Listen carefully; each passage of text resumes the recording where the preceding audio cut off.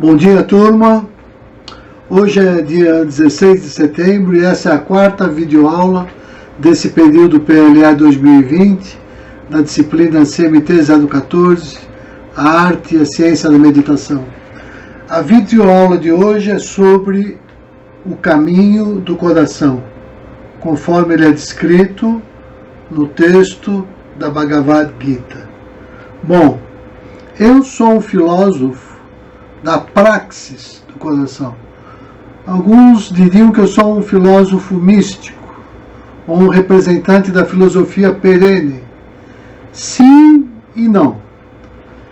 Nas minhas pesquisas, o que eu mapeei e fundamentei foi o território, o caminho que parte do coração e que leva ao coração na Bhagavad Gita. Na filosofia grega, né, a gente pode dizer que esse caminho do coração ele está presente tanto em Pitágoras, uma vez que ele se funda no amor, como em Sócrates, uma vez que Sócrates seguia pela maiêutica, né, e tanto Pitágoras como Sócrates eram movidos pelo amor ao saber, né? E foi isso que constituiu as suas respectivas escolas, né? Em sentido metafórico, esse caminho universal do coração que a gente desbrava quando o amor se faz presente, ele já está descrito na famosa alegoria da caverna utilizada por Platão. Essa alegoria reflete precisamente sobre essa praxis que se assenta no grande sol, nessa grande luz que nós trazemos no coração e que tem o poder de iluminar os caminhos que a razão necessita percorrer conforme as experiências subjetivas de todos nós. Tá? Nós não vamos no nosso curso tratar da alegoria da caverna, nem de Pitágoras, nem de Sócrates, mas eu estou mencionando como isso está presente na filosofia grega também, né? Porque eu estou me apresentando como esse filósofo do coração que faz esse diálogo entre o Oriente e o Ocidente, especificamente por meio dessa escuta do coração que nos remete à definição do que é a meditação, em particular na Bhagavad Gita. Então, no vídeo introdutório da semana passada, eu falei um pouco já sobre a escuta do coração, né? E mostrei que ela está presente na obra de muitos poetas, e se não me engano, inclusive, já mencionei alguns cientistas. Bom, a escuta atenta, ela é um dos objetos, óbvio, das práticas de meditação. E esta, como nós veremos, tem a sua melhor e mais universal síntese expressa nessa escritura sagrada que trata e discute as demais escrituras sagradas das distintas escolas de pensamento que caracterizaram o período védico da Índia. E essa escritura é a Bhagavad Gita. A Gita traz uma palavra-chave para se compreender esse processo de escuta. E essa palavra foi o objeto da minha tese de doutorado. A minha tese diz respeito unicamente à centralidade dessa palavrinha para a compreensão e interpretação da Bhagavad Gita. E, consequentemente, para a compreensão e interpretação da Bhagavad Gita como um tratado, como um discurso sobre a arte e a ciência da meditação que se funda nessa escuta interior, né? Essa escuta do coração. A palavrinha em questão é, no sânscrito, Sharada. E, para os objetivos dessa nossa disciplina introdutória, basta compreender que Sharada, em suma, significa caminho do coração, né? Conforme a gente vai ver hoje, tá? Então, venham comigo. Antes da gente avançar para a nossa videoaula de hoje ainda, deixa eu contar uma curiosidade, que é exatamente como surgiu, assim, quando eu tive insight sobre o tópico para minha dissertação. Curiosamente, esse insight, né, essa espécie de abdução, ela é fruto do meu próprio processo de meditação. E eu estava, na verdade, quase que desesperado, em busca de um tópico original para escrever a tese, e eu não conseguia aprovar nenhum tópico que agradasse ou que se provasse a um só tempo legítimo, original e que valesse a pena ser investigado. Aí um dia, sem querer, eu estava na internet, quando eu me deparo com essa figura aqui desse slide, que é tão cara para mim, é exatamente a figura que eu tirei uma foto, né, e guardei aquela figura, que é essa figura de Joana d'Arc sobre um cavalo, e ela estava apontando com a mão direita para a pomba que representa o Espírito Santo. Aí eu percebi que aquele olhar dela, aquele sentimento, aquele estado de espírito que ela se encontrava, né, pronto para sair em defesa da verdade e da sua pátria, né, aquele sentimento nobre de conexão com alguma coisa que parecia de verdadeira e transcendental, era exatamente o espírito que eu queria captar no texto da Bhagavad Gita e que estava presente no herói da Gita, Arjuna, ou Arjuna, falando em português, né? Então, na verdade, eu falei, olha, onde eu vejo Joana d'Arc, agora eu passo a ver a Arjuna. Por isso eu brinquei, eu pus sobre a figura ali, a pomba da paz, eu pus a figura de Ganesha, que é para remeter ao ambiente védico. Claro que não tem exatamente relação com a Gita, mas ela, acho que a minha excitação, quando eu encontrei o tópico, daí surgiu o título da minha tese, Shalada na Bhagavad Gita. E esse é um pouquinho disso que eu quero falar, e esse trabalho, ele já teve assim, alguns desdobramentos, inclusive aqui na UFRJ. Eu já pude apresentar no Cienciarium História 2, Encontro Luso-Brasileiro de História da Ciência, né? Em 2009, eu já apresentei esse tópico, fazendo uma ponte entre os pressupostos para o conhecimento na tradição ocidental e na tradição oriental, especificamente na Bhagavad Gita. Alguns anos mais tarde, esse trabalho tomou corpo, de fato ele ficou uma coisa assim mais substancial, e aí eu submeti para o International Journal of Dharma Studies, e ele foi aceito e publicado em 2015. E eu acho que assim, o resultado maior dessa pesquisa, que eu posso dizer, de fato é esse resultado agora recente, que aparece no manual publicado pela Shirley Telles, né, que é agora, recente mesmo, agosto de 2020, não tem 2 meses ainda, né, onde eu pude escrever o 6º capítulo desse manual, que se chama o Yoga da Bhagavad Gita, na espiritualidade, meditação e o surgimento de um novo paradigma científico. Um pouquinho tudo isso é o que a gente vai estar assim, trabalhando nos próximos slides e também nas próximas semanas, falando um pouquinho, tangenciando esses temas na medida em que eles dialogam com a arte e a ciência da meditação e com esse método muito próprio de receber intuições, né, e que a tradição ocidental reconhece com o nome de abdução. Existem na tradição ocidental 3 modos de lidar com a questão da verdade, né, por inferências, por dedução e por abdução, que não é o lugar para tratar disso, mas só para mencionar. E um pouquinho foi exatamente por esse processo de abdução que eu primeiro tive assim esse insight sobre que eu tinha uma tese na mão, e depois, exatamente como faz um detetive, né, você sai juntando os outros indícios e vai construindo, vai dando corpo para a sua tese, né, e aí então ela se prova verdadeira e original.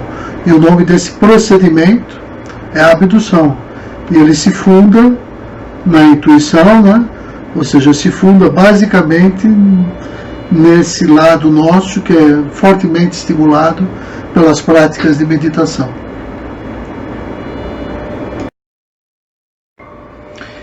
Bom, Sharadá indica o caminho do coração, mas o sentido de Sharadá realmente é fazer de coração, né? E tem a ver com a nossa própria tradição. Aqui, essa passagem bíblica, por exemplo, diz: onde estiver o seu tesouro, lá também estará o seu coração, né? Isso lembra desse lugar importante. Do mesmo modo, a gente vê isso em Coríntios, né? Você não sabe que o corpo é o templo do Espírito que está em você? Nós somos o templo de Deus. Ou seja, de alguma maneira, você está dizendo que Deus, ou o Espírito, ou a consciência superior, reside em nosso coração, né? Então, o Sharadá tem essa ligação, inclusive, com a semântica, né? Com o termo latino credere, crede em inglês, credo em português, né?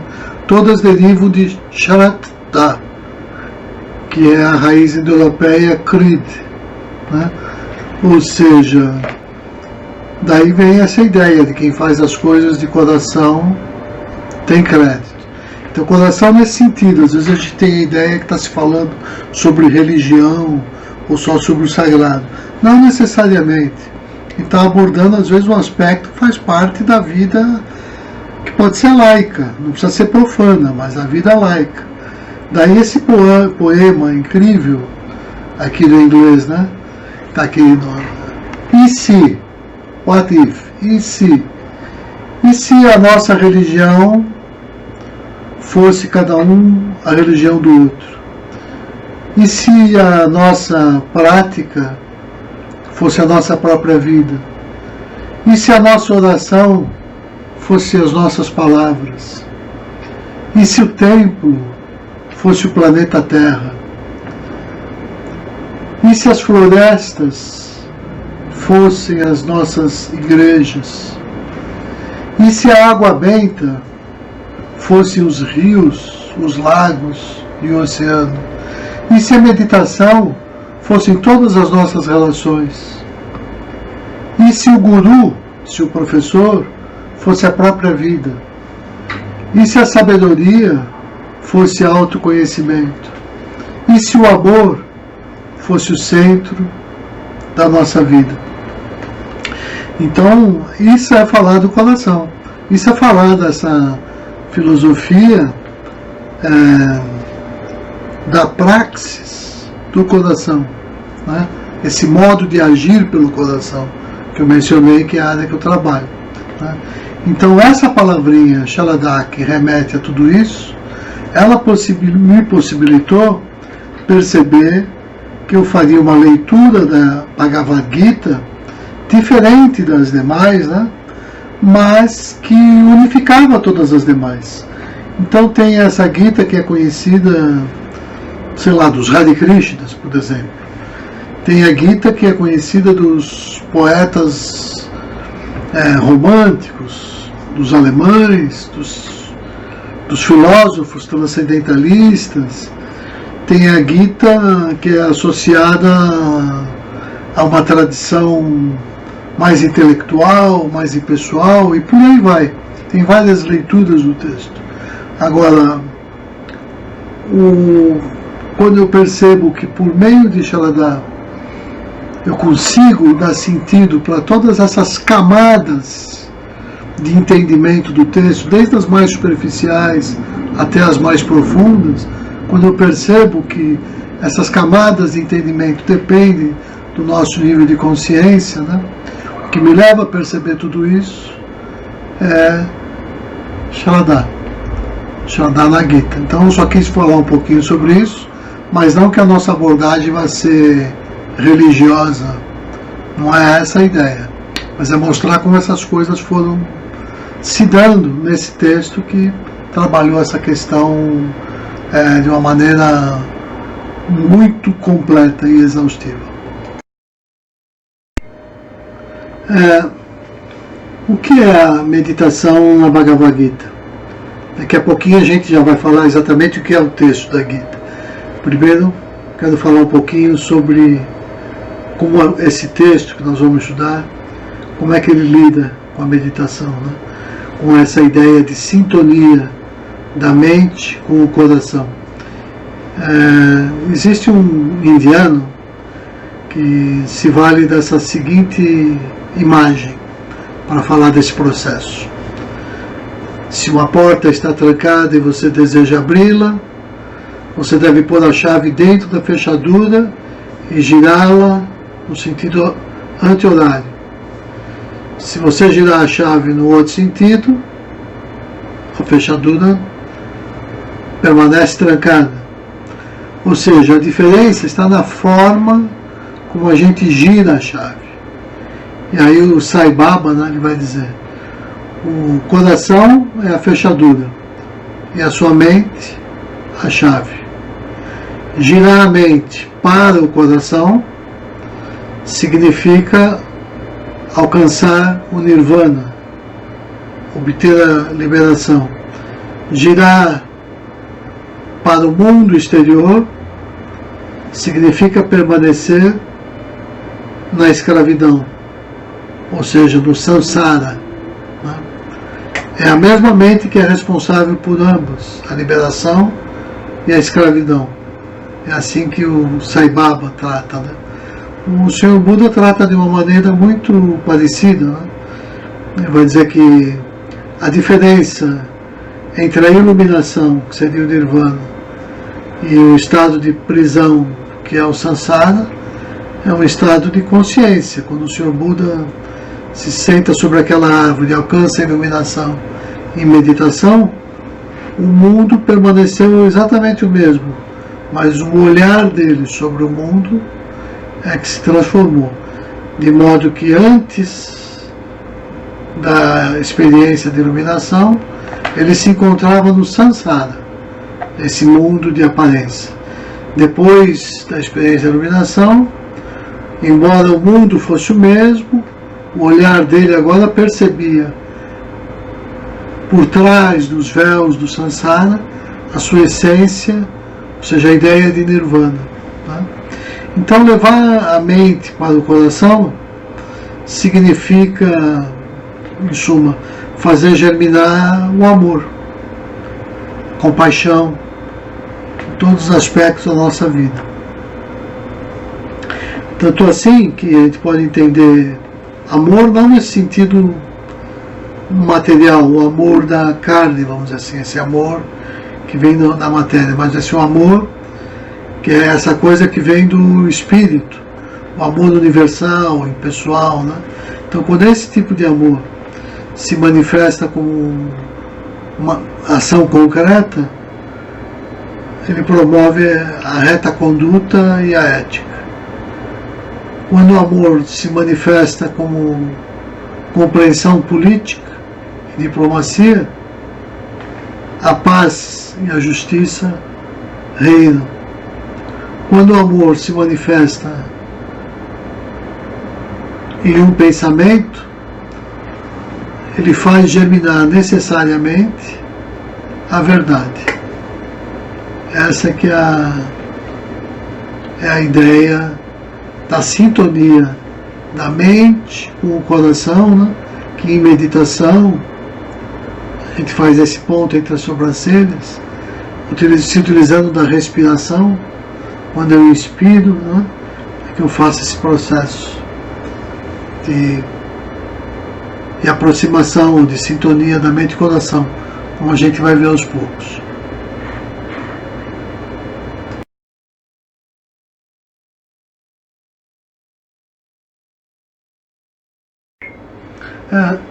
O que é a Bhagavad Gita? Bom, a Bhagavad Gita é parte do Mahabharata.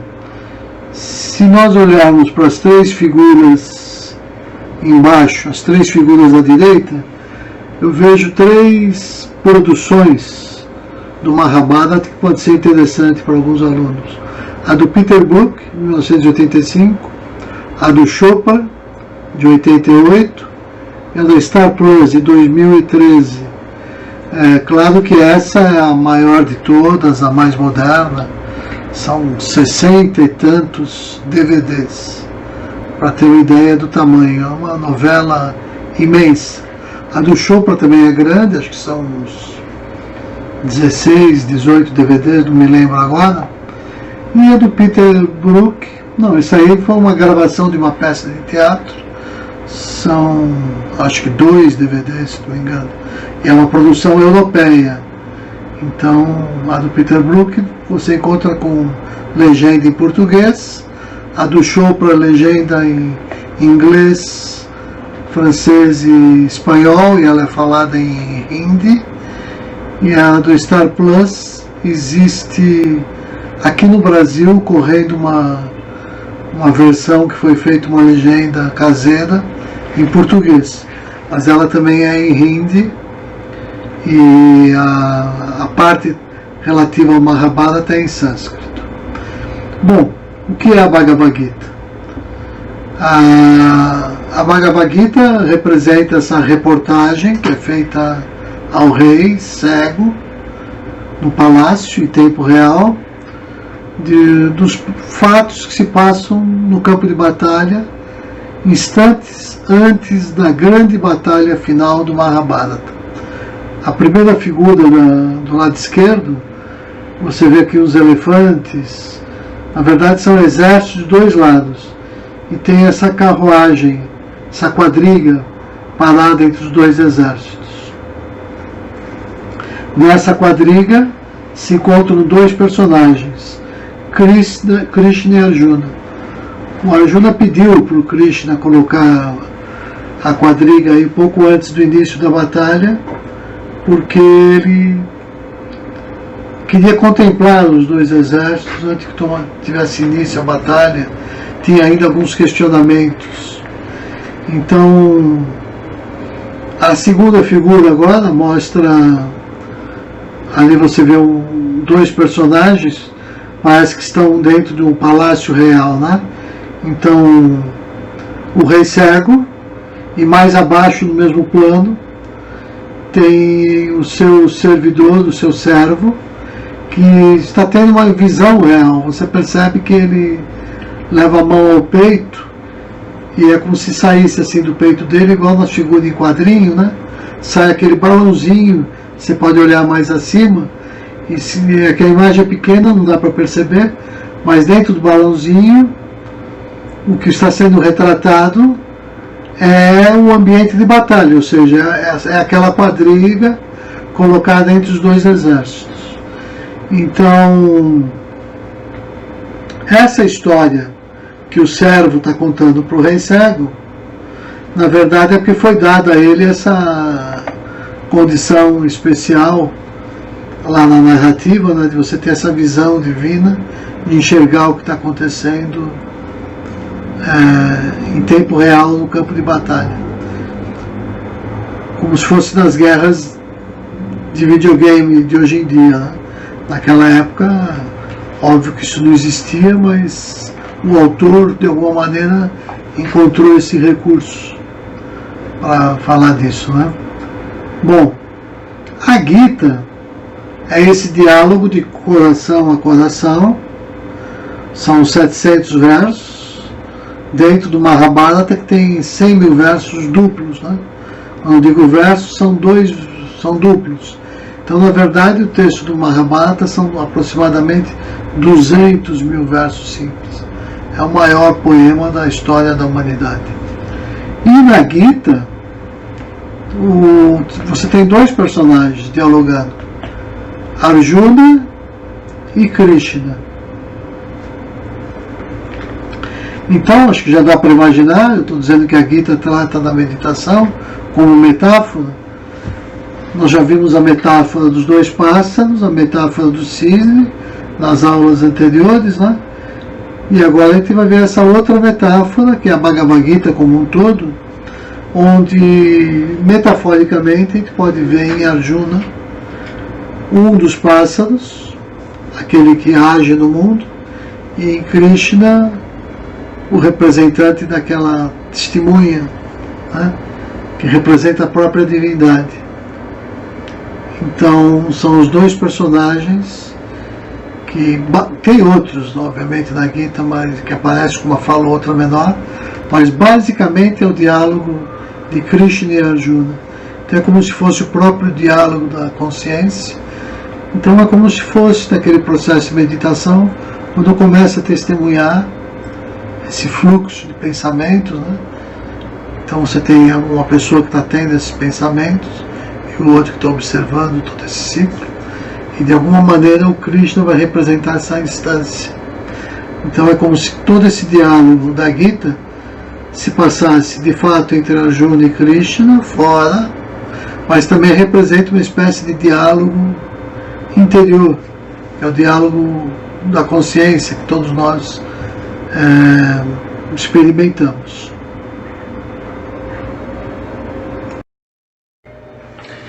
Então nós podemos considerar que a Bhagavad Gita como um todo representa uma metáfora da meditação. Arjuna representa um dos pássaros, ou seja, a consciência individual, o ser individual, que em sânscrito a gente diz Jiva, né? E a quadriga representa o corpo físico, e o Krishna, o quadrigueiro, representa o outro pássaro, né? Ou seja, a consciência cósmica, o espírito. Essa é a metáfora que está presente nessa figura, esse quadro, que é conhecido como Gita Upadesha, ou seja, o ensinamento da Gita.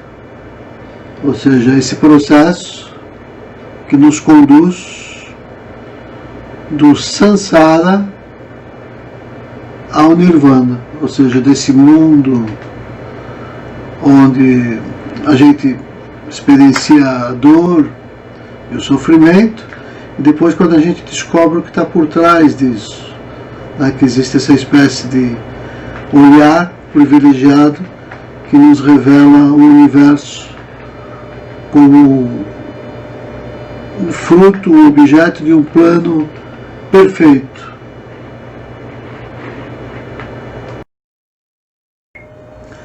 Até aqui, nós vimos três grandes metáforas que tratam da arte e da ciência da meditação. A primeira, que aparece no Rig Veda, a metáfora dos dois pássaros. A segunda, que aparece da Upanishad, que é a metáfora do cisne. Nós vimos isso nas duas primeiras aulas, os nossos dois primeiros encontros. E agora nós estamos vendo a terceira metáfora, que é a metáfora da Bhagavad Gita, a Gita como um todo, quando as duas personagens da Gita, Arjuna e Krishna, representam esses dois pássaros. Bom, e como é que a Gita trabalha essa escuta do coração? Tem três metáforas menores que eu acho que ajudam a gente a entender esse processo de escuta. Então são três metáforas que, junto com as três principais, compõem as 6 metáforas assim que eu selecionei para explicar a meditação ao longo dessa nossa disciplina, né? Então, as três estão no segundo capítulo da Gita.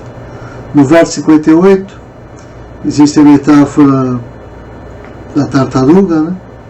E ela afirma que se guiar pelo coração significa recolher os sentidos para dentro do coração, da mesma forma que a tartaruga recolhe os seus membros para baixo do casco. Então, essa ideia de escuta, que está aí presente, né, fala disso, sobre essa realidade que é percebida pela mente racional e pelos 5 sentidos, né, e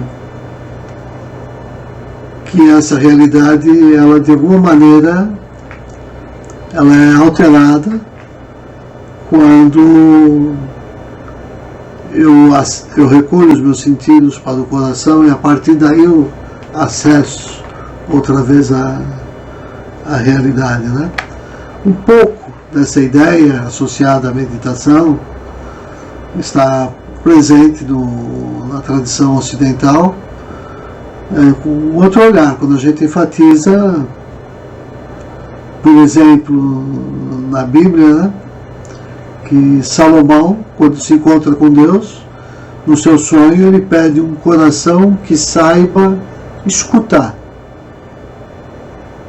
Essa é a ideia. E, bom, completando essa ideia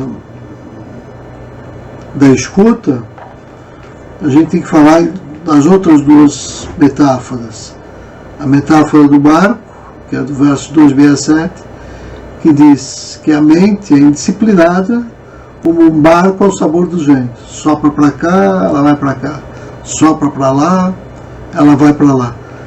Dificilmente a gente consegue determinar um rumo e, por exemplo, fazer com que esse barco, a vela, vá contra os ventos, no sentido contrário dos ventos, ou contrário ao próprio fluxo, vamos dizer assim, do rio, por exemplo, né?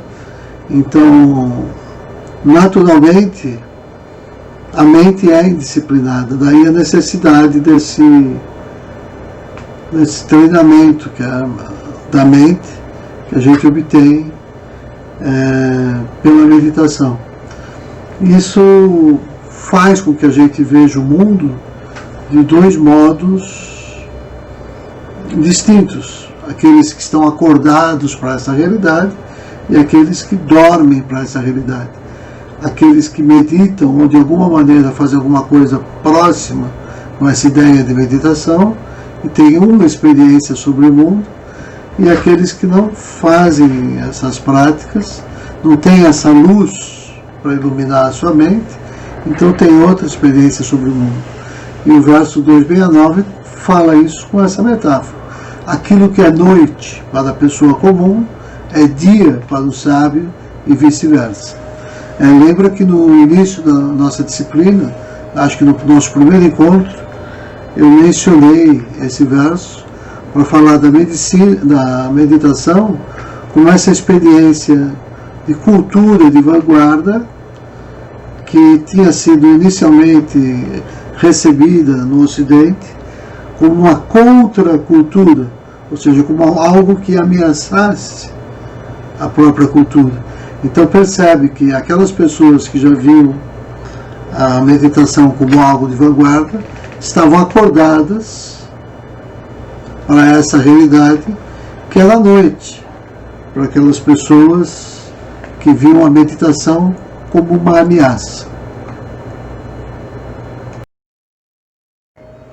Em suma, na Bhagavad Gita, a meditação pode ser entendida como a internalização do ritual, né?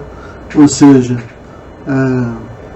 toda a liturgia, todo aquele entendimento que a gente tem sobre o ambiente que nos traz, que nos revela o sagrado, tudo isso que vem pelas religiões de modo geral, né? Na Bhagavad Gita, isso vem pela prática da meditação, porque eu internalizo todo esse processo para que eu possa ver o mundo com esse outro olhar, né? Então, na verdade, a meditação, conforme entendida na Gita, ela causa da nossa própria transformação e também não só da nossa contribuição para a transformação do mundo, mas para a transformação do nosso olhar sobre o mundo. E é por isso que todas as disciplinas de meditação, todas as práticas, enfatizam esse lado ligado com a disciplina. O Ashtanga Yoga de Patanjali, por exemplo, nós vamos ver mais para frente, vai falar dos yamas e niyamas, ou seja, das restrições e das prescrições. O Senhor Buda ensina uma disciplina óctupla, fundada no reto agir, num certo comportamento moral e ético. Isso está presente em todas as tradições de uma maneira mais ou menos superficial, e isso da Gita, então, verticalizada, levando a tua essência, fazendo com que o próprio ambiente externo e interno coincidam. E no pensamento chinês, por exemplo, o Lao Tse, ou Lao Tzu, segundo alguns, né, mais ou menos ele diria alguma coisa nesse sentido, quando ele pede para que nós vigiemos os nossos pensamentos, pois esses se tornam palavras. E nós selecionemos as nossas palavras, pois essas se convertem em ações. Que nós cuidemos das nossas ações, pois estas formam os hábitos. E que fiquemos atentos aos nossos hábitos, pois eles formam o nosso caráter. Então, zelar pelo caráter significa zelar pelo nosso próprio destino.